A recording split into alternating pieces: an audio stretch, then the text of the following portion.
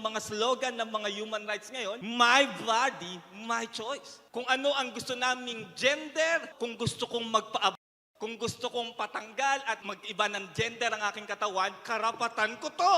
Ang human rights activists ngayon is pushing their personal ideologies rather than a fight for noble justice. Ang Bible is very clear. When you love somebody, it is tantamount that you will say the truth, even though it hurts. It's no longer fight for justice. It's a fight for preference. Ang pinaglalaban mo na yung gusto mong mangyari sa buhay mo. It's no longer a fight for moral value. Hindi na to laban na yung isang tao ay nade-deprive ng kanyang rights. Wala na po tayo sa panahon na yun. Nasa panahon na tayo that we have an equal rights to the law. Binigyan ka na ng karapatan mabuhay, binigyan ka niya ng karapatan to survive. But it is a fight to make immoral practice legal.